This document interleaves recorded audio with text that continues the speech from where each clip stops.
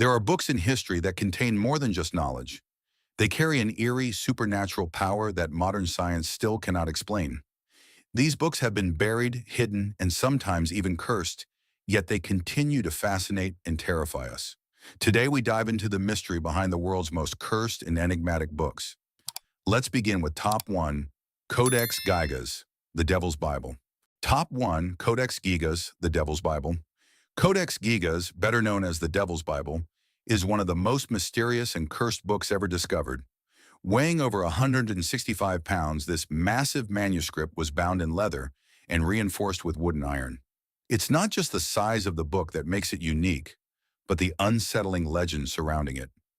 The story goes that in the 13th century, a monk named Herman, also known as Herman the Recluse, found himself facing death for breaking his monastic vows. Desperate for forgiveness, Herman prayed to be spared and promised to create the largest book ever written to glorify God. He was given one night to complete the task, and by morning, the book was inexplicably finished. What makes Codex Gigas truly unsettling is not only its enormous size and flawless script, but the fact that this book, which would normally take 20 years to create, was finished in one night. According to legend, Herman didn't simply create this book. He made a pact with the devil. The pages of Codex Gigas contain the entire Vulgate Bible, along with texts on exorcism, medicine, astronomy, and a collection of magical formulas. However, it is the pages in between the sacred texts that make this book most disturbing. In these pages, you'll find apocalyptic prophecies, spells for summoning spirits, and rituals for invoking protection, using symbols never seen in any known religious traditions. Most chilling of all, one of the most prominent features of Codex Gigas is the full-body portrait of Satan himself, depicted in dark, disturbing detail. His figure towers over the page, horns protruding from his head, eyes glaring straight at the reader with an unnatural frozen calmness. This image has haunted anyone who dared look too long at it, and it has been said that simply gazing at it can invoke terrifying nightmares. The ink used in Codex Gigas was found to contain traces of arsenic, mercury, and bone ash, raising further questions about the origins and purpose of the book. Some believe the book's creation and contents were a direct result of the monk's deal with Lucifer himself. The book was seized after it was discovered, and it now resides in the Royal Library of Stockholm. However, not all of it is accessible to the public. Several pages have gone missing, and the official explanation is that they were damaged during the book's relocation. Rumors abound that the missing pages contain diagrams of infernal geometry and invocations that require the use of vocal harmonics to activate. In a restricted report from 1973, a librarian who attempted to read the entire codex in one night was hospitalized, claiming that he began hearing whispers between the words and spoke in an unknown language. The case was quietly suppressed, and to this day the book is locked in a climate-controlled glass vault, available only under strict supervision. So, what's the truth behind Codex Gigas? Was it truly written in a single night by Herman, or was there something far darker at play? And why has it been hidden away from the public eye for so long? These questions remain unanswered, adding to the mystery and allure of the Devil's Bible. Top 2. The Red Dragon Grimoire. The Red Dragon Grimoire, or Le Dragon Rouge, is not just another book of spells. It's one of the darkest and most powerful grimoires in history, surrounded by chilling tales and deadly consequences. Discovered in 1521, deep within the catacombs beneath the Bastille, this book was hidden behind a false wall, wrapped in cloth, soaked in myrrh, and sealed with red wax. The soldiers who found it handed it to an inquisitor, but within days the inquisitor mysteriously vanished and the book disappeared. This grimoire is unlike any other. It is a guide for making a pact with infernal forces in exchange for worldly power. It opens with a direct invocation to Lucifer, asking for dominion over the spirits that command material wealth. The rituals detailed within are not symbolic. They are clinical and precise, offering a step-by-step process to summon and bind demonic entities to one's will. The text directs the practitioner to carve sigils into their own skin using a blade dipped in goat's blood and myrrh, while reciting Latin phrases that align the practitioner's soul with a spirit of domination. The Red Dragon Grimoire identifies 4 primary infernal agents: Lucifer, Beelzebub, Astaroth in Orient, each associated with one of the four classical elements: air, fire, water, and earth. Through detailed diagrams, the book outlines how to summon these agents individually or together by drawing command circles filled with specific minerals such as sulfur, magnetite, and bone dust. Each summoning requires a corresponding sacrifice: a rooster drowned at midnight for Beelzebub, or sage crushed and burned during an equinox for Astaroth. The precision of the rituals, with its calculated sacrifices and exact materials, speaks to an author who had first-hand experience with such dark practices. What truly sets the Red Dragon Grimoire apart is the section called The Pact. In this section, the practitioner is instructed to write a contract in their own blood, pledging loyalty to Lucifer in exchange for whatever they desire, be it wealth, power, or health. After signing the pact, the contract must be burned in the flames of a black candle made from animal fat and ashes from a desecrated altar. The final instruction is to wait in darkness, for a sign will come, but the book does not specify what form that sign will take. Throughout history, those who have owned copies of this book have died under mysterious circumstances. Many have suffered hallucinations, violent outbursts, or have been victims of unexplained fires that destroyed their libraries. In the 18th and 19th centuries, the Catholic Church actively sought out copies of the Red Dragon Grimoire across Europe, ordering their destruction. Yet despite these efforts, the book continued to resurface, particularly in underground occult circles in France and Italy. Some versions of the book were hand-copied, others crudely printed, and no two copies were identical. One copy is rumored to be held in a private collection in New Orleans, while another is believed to be stored in the secret archives of the Vatican. However, there is no concrete evidence to confirm these claims. The book's persistence, along with its unsettling contents, has kept it shrouded in mystery and fear. The Red Dragon Grimoire isn't just a book that promises wealth and power. It's a book that speaks plainly and directly, offering power to those who dare to make the pact. It's a book that's been surrounded by death and destruction, and its legacy continues to haunt those who seek to wield its power. Top 3. The Grand Grimoire. The Grand Grimoire is not your typical grimoire. It's one of the most dangerous and powerful books ever written, a manual for summoning and controlling Lucifer himself. This ancient text gained notoriety for its chilling promise: the ability to command the devil and his legions of demons. Written with methodical precision, the Grand Grimoire is designed not to just summon spirits, but to bind them to the will of the practitioner. The book is divided into two main sections. The first outlines the preparations necessary for the summoning, and the second contains the incantations and rituals. The first part is startling in its detail, outlining the exact conditions required for success. The practitioner must create a blade forged from meteorite iron, prepare a protective triangle drawn with the ashes of an exhumed priest's robe, and carefully time the ritual according to lunar phases. These instructions are not vague. They are precise, clinical, and insistent. The second section of the book contains the powerful incantations that summon Lucifer and other infernal entities. What sets the Grand Grimoire apart is its tone. Unlike other grimoires that often make their instructions sound metaphorical or allegorical, the Grand Grimoire treats its rituals like practical, step-by-step guides. The author of this book seems to expect results, not just spiritual experiences. This sense of certainty and control is what makes the grimoire so unsettling. The ritual to summon Lucifer himself is perhaps the most chilling of all. The practitioner is instructed to create a pact with Lucifer, not by pleading for power, but by commanding him using the authority granted by the ancient covenant of Solomon. According to the text, this covenant, allegedly hidden in a lost chapter of the Old Testament, grants humans dominion over spirits through divine hierarchy. In essence, the practitioner is told to bind Lucifer and his demons to their will. One of the most disturbing aspects of the ritual is the requirement to endure 13 consecutive nights of invocation, each more intense than the last. The text warns that failure to complete the ritual correctly will result in spiritual collapse and the practitioner being claimed by the infernal forces they sought to control. This is not a book for those who are faint of heart. It demands complete dedication and the willingness to risk everything.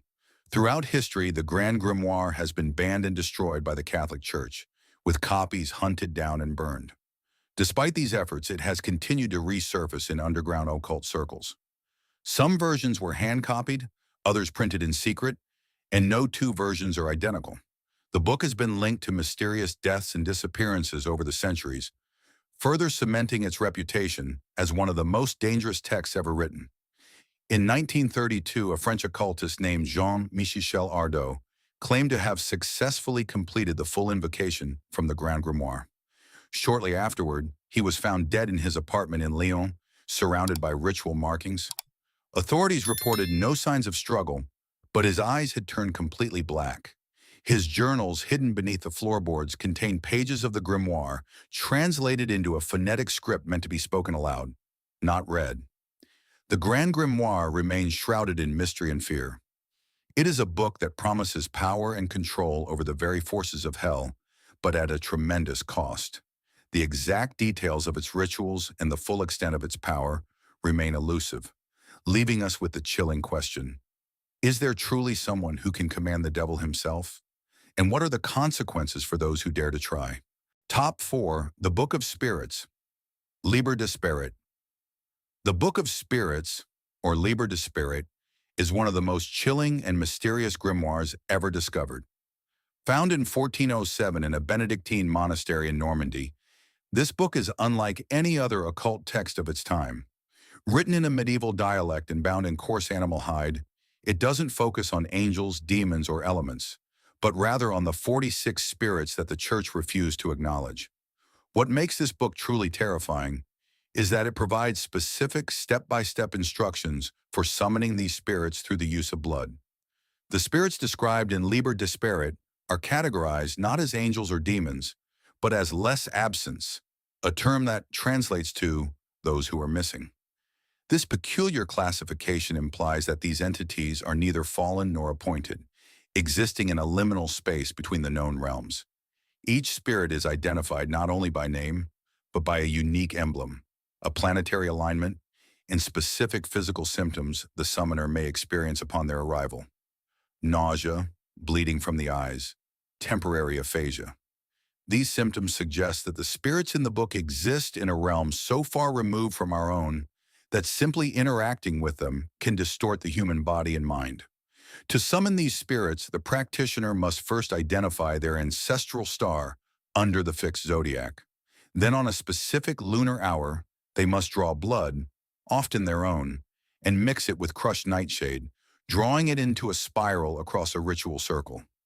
Only then can the glyph of the desired spirit be activated. This blood ritual is crucial. Without it, the entity may not materialize or could manifest in a distorted, incomplete form. The spirits are not invoked with random chants, but with specific tonal frequencies, sounds or pitches that are believed to pierce the boundary of flesh and thought. What makes Liber de Spirit particularly terrifying is its level of precision. The rituals are not vague, symbolic practices, but highly calculated instructions. The book specifies exactly what kind of blood must be used, how it should be mixed with herbs, and even the specific symbols needed to activate the spirits. Each ritual is treated like a technical procedure, with no room for error. If the practitioner fails to follow the instructions exactly, the consequences can be severe. The book warns that if the tone of the summoning is misaligned, the entity might remain half-opened, leaking into the physical world without form, creating a dangerous and uncontrollable presence. The origins of Liber de Spirit are mysterious, and scholars have debated where the text came from and who compiled it.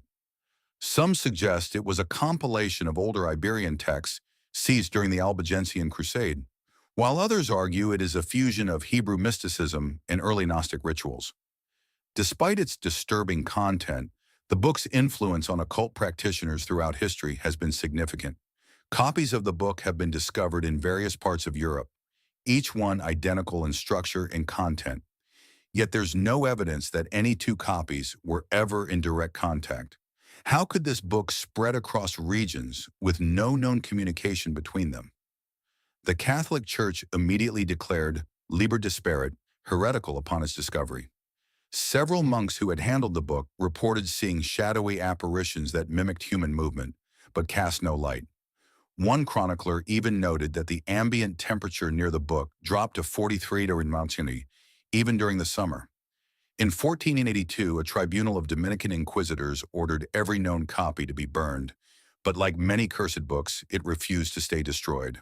The book resurfaced in 1701, hidden in the Château de Montaigu in southern France, and is rumored to still exist in a private collection in the Bibliothèque Nationale de France. In 1923, a British occultist who attempted one of the rituals reported seeing a rift in the light and suffered 3 days of intense insomnia and aphasia. His research was never published, and he withdrew from public life shortly after. This further solidifies the fear and power that Liber de Spirit holds. The Book of Spirits presents a level of malevolent precision in its instructions that makes it one of the most dangerous texts ever written. While other grimoires may offer power or knowledge, this book offers something far more unsettling, a direct connection to entities that should never be summoned, and a dangerous pathway to knowledge that no human should possess. Top 5. The Book of Abramelin. The Book of Abramelin stands out among other grimoires not for its dark rituals or promises of power, but for its meticulous and time-consuming process. It is not a book about quick spells or easy access to otherworldly forces. Instead, it offers a long and arduous path to true spiritual enlightenment and the ability to contact and command powerful supernatural entities. But to walk this path, the practitioner must be prepared to sacrifice months of isolation, purification, and personal discipline. The story behind the Book of Abramelin dates back to the 14th century, when a German Jew named Abraham of Worms journeyed to Egypt in search of divine wisdom. There he met a reclusive magician named Abramelin, who passed down a singular teaching that would forever change the course of magic. According to this teaching, every human being possesses a holy guardian angel, an otherworldly guide who can only be contacted after undergoing an extensive purification process. The goal of this ritual is not to summon demons or spirits, but to align oneself with the divine counterpart assigned to the soul. The book's central operation requires 6 months of strict physical and spiritual purification. The practitioner must engage in daily prayers, ritual cleansings, and follow a strict dietary regimen while maintaining complete seclusion from the outside world. During this period, the practitioner must construct a sacred space, an oratory free from distractions and contamination, where they will perform invocations at sunrise, noon, and dusk.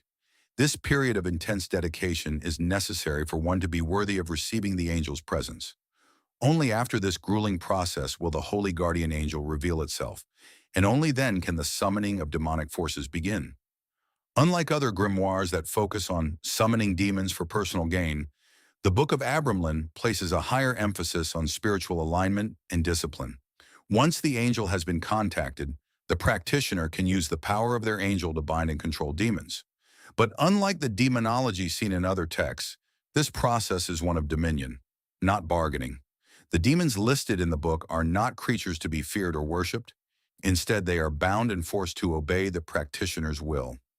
The demons in the Book of Abramelin are named, hierarchized, and given specific tasks. They include powerful entities such as Lucifer, Leviathan, and Astaroth, each with dominion over a specific realm. The book instructs the practitioner to use a series of magical word squares, palindromic symbols arranged in precise geometric configurations, to bind each spirit to their will.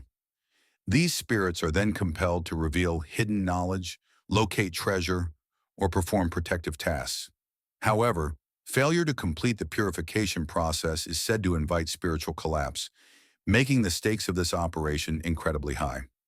One of the most disturbing elements of the Book of Abramelin is a note found in a 17th century copy, which reads, "He saw the face of something not meant to see us." The implication is that the power invoked through the rituals is not without consequences. Many occult practitioners who have attempted the operation have reported disturbing experiences, visions of otherworldly intelligences, shadowy figures, and overwhelming feelings of dread.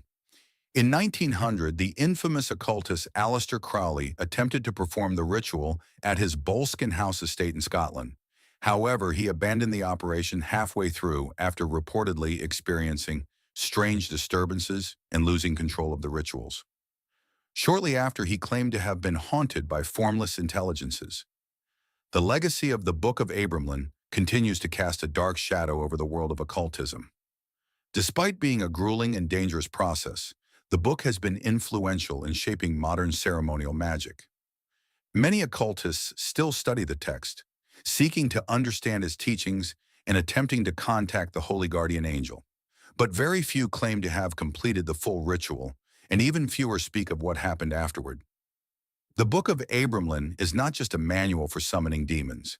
It is a roadmap to spiritual power, one that requires total dedication and the willingness to confront forces that transcend human understanding. Its teachings challenge the boundaries between the human and the divine, offering an unsettling glimpse into the mysteries of the universe. But with this knowledge comes a price, one that few are willing to pay. Top 6. The Munich Manual of Demonic Magic. The Munich Manual of Demonic Magic is one of the most enigmatic and disturbing grimoires ever discovered. Dating back to the 15th century, this manuscript surfaced under mysterious circumstances in 1990 at the Bavarian State Library in Munich. Bound in darkened leather and filled with dense Latin incantations, hand-drawn sigils, and detailed ritual diagrams, the manual quickly gained attention for its clinical, almost scientific approach to summoning and controlling demons. It's not a book for those faint of heart. It's a manual for manipulation, for power, and for confronting forces far beyond human comprehension. Unlike other magical texts that often rely on allegorical or symbolic language, the Munich Manual is direct, precise, and terrifyingly specific. It reads more like a technical guide for summoning and binding spirits than a spiritual or mystical document. The book is divided into two parts, one that provides detailed instructions on how to summon demons, and another that focuses on how to command, interrogate, and control them. These rituals are not abstract. They are framed as actionable steps that demand careful execution and unwavering precision. Each demon described in the Munich Manual is assigned a specific role, with precise details on how to summon them, what time and place are best, and what sacrifices must be made. The manual categorizes 35 demons, many of whom appear in other grimoires, but with altered traits or hierarchies. Some spirits govern specific attributes, like sound, logic, or even emotions, while others are described as entities that defy classification altogether. For instance, one demon named Angelus governs sound and logic, and is said to arrive with the wind that speaks in rhyme, demanding the blood of a silent beast, often a cat with its tongue cut out. What truly sets the Munich Manual apart is its interrogation model. The rituals in this manual are not solely for summoning demons. They are designed to extract information. The book contains dozens of scripted questions, each one designed to be asked during the ritual to gain knowledge from the spirits. For example, the book instructs the practitioner to ask, "Where is buried the silver tongue of St. Maurice?" Or, "Who watches the northern gates when the stars go black?" These questions are not left up to interpretation. They are written out in advance with spaces left for the practitioner to record the answers received during the trance state. The answers come in the form of symbols, dreams, or synchronicities, but never directly, adding to the book's ominous and cryptic nature. The book also includes diagrams for creating ritual circles and sigils to bind the spirits. These symbols are not just magical, they are treated as precise instruments. The manual even includes formulas for creating these seals using a variety of materials, from metal to bone dust, depending on the spirit being summoned. The degree of specificity is startling. Every ritual, every symbol, and every action is outlined with such accuracy that the practitioner is almost expected to succeed. But the manual doesn't just teach summoning, it also focuses on how to control the summoned spirits. The practitioner must command the spirit to obey, interrogate it, and then dismiss it once its task is complete. However, if any part of the ritual goes wrong, the consequences can be severe.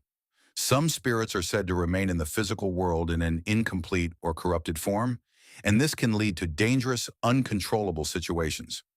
In 2002, during an academic conference, a Czech theologian claimed to have attempted one of the lesser invocations from the Munich Manual. The results were chilling. He reported seeing a tear in the light, followed by 3 days of aphasia and insomnia. He withdrew from public life afterward, and his findings were never published.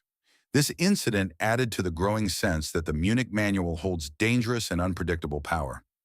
The book's influence is still felt in occult circles today. Although the church banned it centuries ago, copies have surfaced in secret societies, and some researchers claim that portions of the text were used in secret military experiments. Despite being classified as dangerous and heretical, the Munich Manual endures as a testament to the dark, precise, and terrifying world of demonic magic. It is not a book for those seeking enlightenment, but for those who are willing to pay the price for power, whatever the cost may be. Top 7. The Picatrix Codex. The Picatrix Codex is one of the oldest and most influential magical texts ever created, and it stands apart from other grimoires due to its deeply intellectual approach to magic. Unlike grimoires that focus on summoning demons or controlling spirits, Picatrix is a treatise on how to shape reality itself. Written in the 10th or 11th century, it was compiled in Andalusia and draws from a vast array of knowledge, including Greek, Persian, and Indian magical traditions. Though it was originally written in Arabic and later translated into Latin in the 12th century, its core ideas have resonated across centuries, influencing magical thinkers, scholars, and even scientists. What makes Picatrix particularly intriguing is its central concept, that thought properly aligned with cosmic forces can alter the material world. The book proposes that every planet emits a specific energy or essence that influences human life, and by aligning rituals with the correct planetary hours, one can harness this cosmic energy. The core idea is not simply about summoning spirits, but about understanding and manipulating the very fabric of the universe. To achieve this, Picatrix instructs the practitioner to craft talismans, incense, and other magical items infused with corresponding herbs, metals, and sounds. These rituals are designed to align the practitioner's intention with the energy of the planets, allowing them to shape reality to their will. The book's approach to magic is not symbolic but scientific in nature.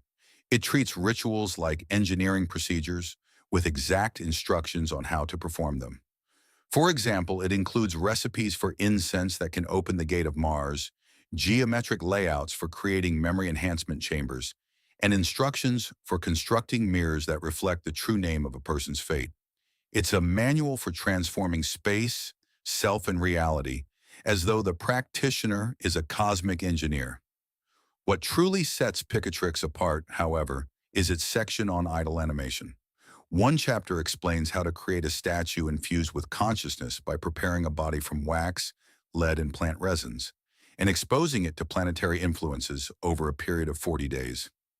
If successful, the statue will speak once in the presence of a question, after which it must be destroyed before the next lunar cycle. The book warns that failing to dispose of the statue properly will result in the severing of dreams and the slow inversion of reason. This concept of creating life, even if it's just temporary, challenges our modern understanding of creation and consciousness. The book doesn't just stop at manipulating physical reality. It also proposes that the mind itself can be shaped and influenced by these cosmic forces. It describes ways to enhance memory, alter perception, and even change one's destiny by aligning oneself with the cosmic order. The book's focus on intellectual and psychological development makes it stand out from other grimoires, which tend to focus more on the summoning of demons or spirits. Picatrix offers a different kind of magic, one that involves the mind, the body, and the universe working in harmony. Perhaps the most unsettling aspect of Picatrix is its tone. The book is not mysterious or spiritual. It is direct and almost clinical in its approach. It presents power as something that already exists within us, waiting to be unlocked through proper alignment with the universe. This idea that our thoughts and intentions can directly shape the world around us mirrors modern scientific concepts like quantum theory and neuroplasticity, making Picatrix feel surprisingly modern, despite its ancient origins. Despite being banned by the church shortly after its translation, Picatrix has influenced countless magicians, astrologers, and even prominent figures such as Isaac Newton. Its ideas about the manipulation of reality and the power of intention have inspired generations of occultists, and even in modern times, some still study its teachings. In 2006, a whistleblower claimed that military research facilities had been exploring some of the formulas in the book for applications in cognitive warfare, suggesting that the ideas in Picatrix may still be relevant and perhaps dangerous today. In the end, Picatrix presents an unsettling challenge to our understanding of magic and reality. It's not just about summoning spirits or gaining power, it's about reshaping the very fabric of existence. Its implications are vast, and if its teachings are correct, they suggest that we have only scratched the surface of the true potential of the human mind. Top 8. The Book of Honorius. The Book of Honorius stands out among other grimoires for its unique and unsettling approach to magic. Unlike many magical texts that focus on summoning demons or invoking spirits for power, the Book of Honorius takes a far more aggressive stance. It is not a book about seeking favors from the supernatural. It is a book about commanding and forcing supernatural entities into submission. This grimoire is a manual for invoking beings from beyond the human realm and binding them to the will of the practitioner. The origins of the Book of Honorius are shrouded in mystery. It is said to have been written in the 13th century by an unknown monk named Honorius, though some scholars believe it was authored by Honorius of Thebes or even King Solomon himself under a pseudonym.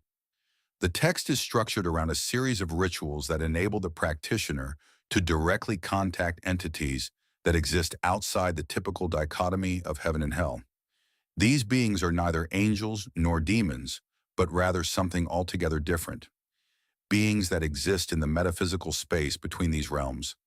What makes this grimoire so disturbing is its treatment of spiritual geography. Instead of presenting a simplistic view of the world as divided into heaven, hell, and earth, the Book of Honorius introduces concentric metaphysical rings, each governed by different laws of time, matter, and will. The entities that reside in these outer rings require more complex invocations, some of which involve geometric distortions or sound-based matrices. One of the most unsettling rituals involves constructing a chamber with walls made of curved wood and a ceiling painted with reversed constellations. In this space, a gate is opened using a chant written backward, spoken in complete darkness, over the heart of a blooded dove. The language of the book is harsh and demands absolute obedience. The practitioner is warned to reject the counsel of angels and instead invite those entities who do not fear flesh. These beings are described as rememberers of the lost script, and they are said to possess knowledge that has been lost to the modern world. The rituals in the Book of Honorius are not for the faint of heart. They require dedication, strength, and a willingness to confront forces beyond comprehension. One of the most chilling aspects of this grimoire is the concept of spiritual coercion. Unlike other magical texts that focus on the summoning of spirits for knowledge or protection, the Book of Honorius is about forcing these entities to reveal their secrets and serve the practitioner's will. The text instructs the practitioner to build a containment circle inscribed with sacred symbols, each of which is designed to trap the spirit within its confines. Once trapped, the spirit is interrogated, and the practitioner extracts knowledge from it using a set of specific questions that must be prepared in advance. The book's harsh tone and demands for domination are compounded by the severe consequences of failure.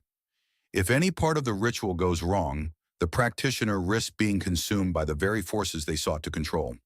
In fact, one of the most disturbing warnings in the book is a note found in the margin of a 17th century copy, which simply reads, "He saw the face of something not meant to see us." This implies that the spirits summoned by the rituals in the Book of Honorius are so far removed from human understanding that encountering them can result in madness or worse. The Book of Honorius has long been regarded with suspicion and fear. It was banned by the Catholic Church almost immediately after its appearance, and several inquisitors who attempted to translate it into the vernacular died within a year of starting their work. In some cases, copies of the book were buried with priests or hidden away in secret archives. Even today, the book is considered too dangerous to be studied openly. Some versions of it have resurfaced over the years, often in underground occult circles, and rumors persist that a complete version of the text is held in a private collection. What makes the Book of Honorius truly disturbing is its intent. It is not just a guide for summoning spirits, it is a manual for taking control of the very forces of the universe. It demands power, obedience, and complete domination over the spiritual realm. For those willing to endure the grueling rituals and face the unknown, it offers the ability to tap into forces that should never be meddled with. But at what cost? Top 9. The Sworn Book of Honorius. The Sworn Book of Honorius is one of the most intriguing and controversial texts within the occult world. Unlike other grimoires that provide knowledge and rituals for personal empowerment, the Sworn Book presents a radically different approach, a legal document for coercing divine forces. Its purpose is not merely to summon spirits or acquire knowledge, but to demand access to hidden realms of spiritual power through legal, binding oaths. This book is believed to have been smuggled from a monastery in southern France in 1347 during the height of the Black Death.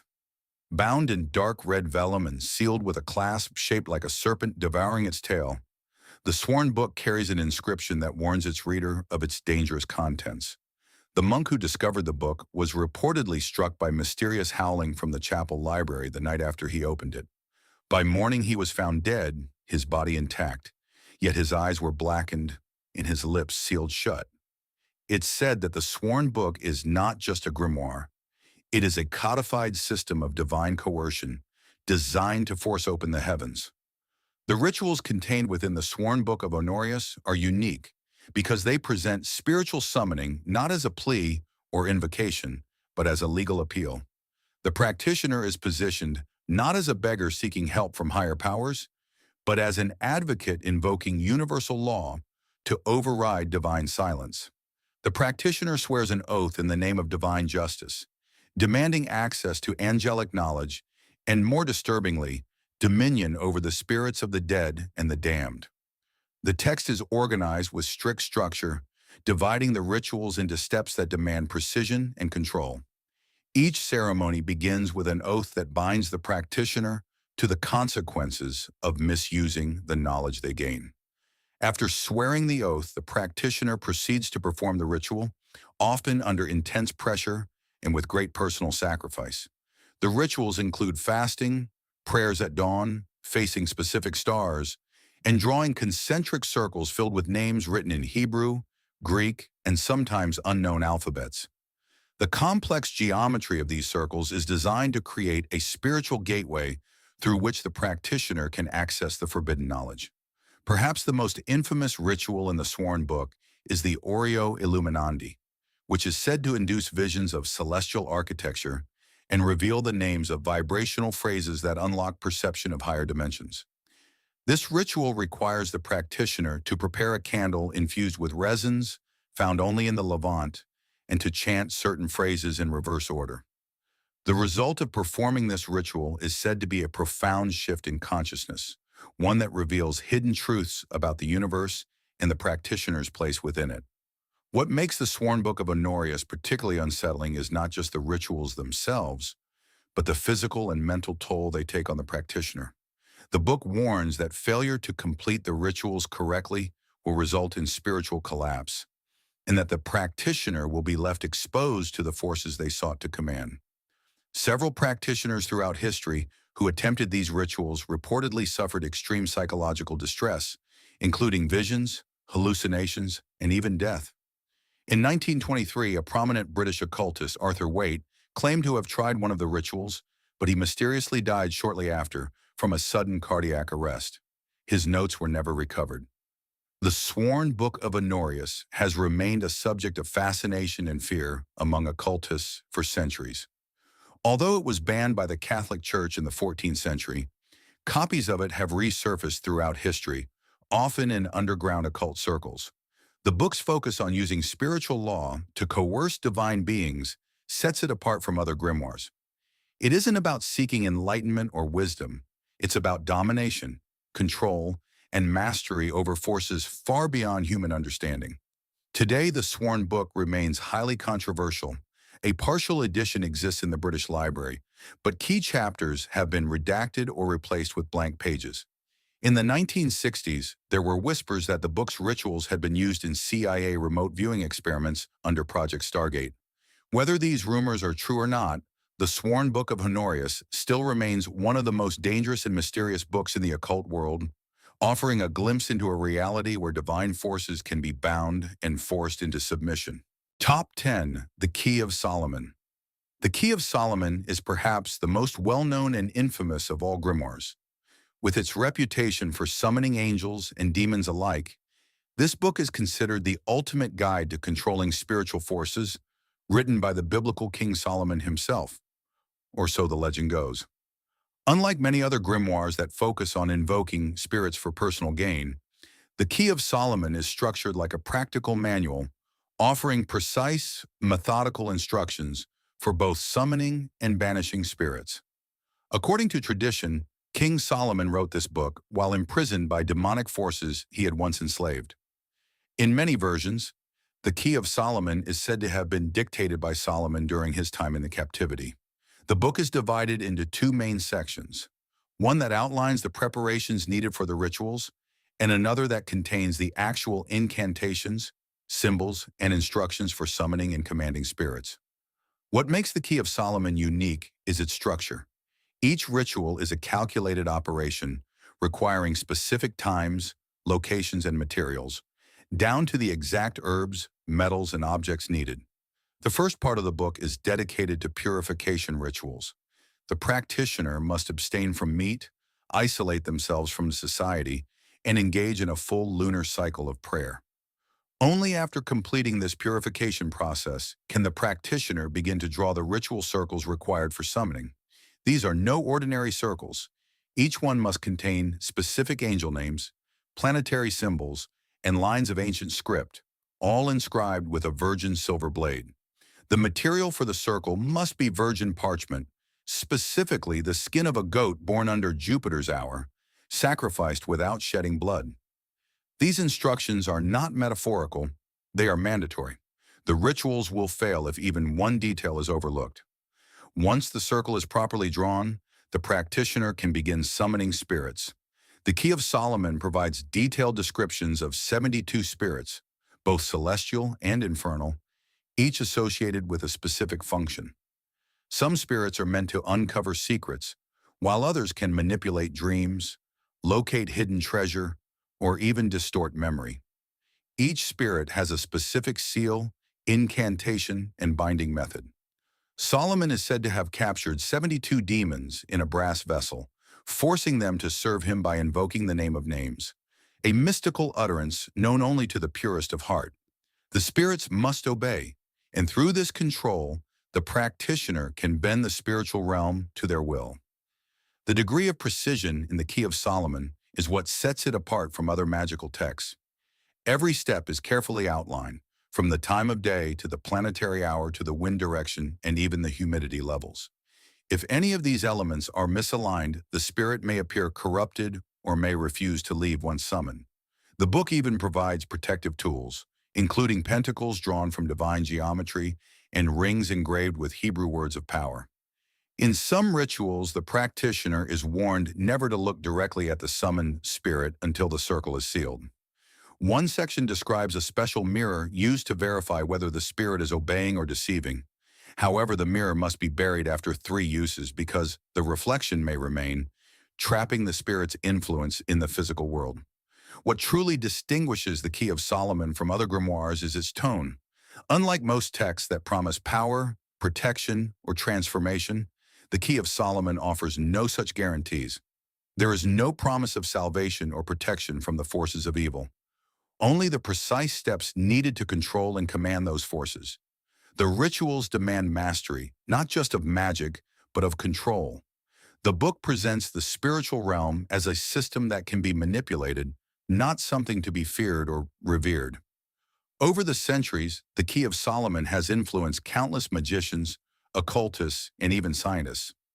Renaissance scholars, such as Cornelius Agrippa and Elias Levi, referenced its structure in their own magical systems. The book has been cited by occultists like Aleister Crowley, who considered it foundational. Modern ceremonial magic orders still adapt its rituals, albeit with caution. While many versions of the Key of Solomon have circulated throughout Europe, a few copies remain in restricted collections, including one at the British Library. However, even in these copies, certain pages are often redacted, further adding to the book's mystique. In 2003, an anonymous Vatican archivist claimed that the Holy See possessed a 13th century edition of the Key of Solomon, bound in human skin, stored in a sealed vault beneath the Vatican secret archives. The Vatican has never confirmed this, but such rumors continue to fuel the legend of the book. The Key of Solomon is a book of control, precision, and power. It does not promise enlightenment or divine favor, but instead offers a pathway to dominate the spiritual forces of the universe. It's a book that doesn't merely explain magic, it instructs the practitioner to master it. And for those who are willing to follow the book's exacting rituals, the rewards are limitless.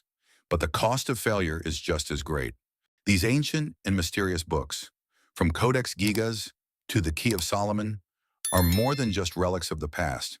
They hold a strange and dangerous power that modern science still cannot explain. Why were these books banned and hidden away? Do they truly possess the ability to change the world? Make sure to subscribe and like the video to stay tuned for more chilling stories.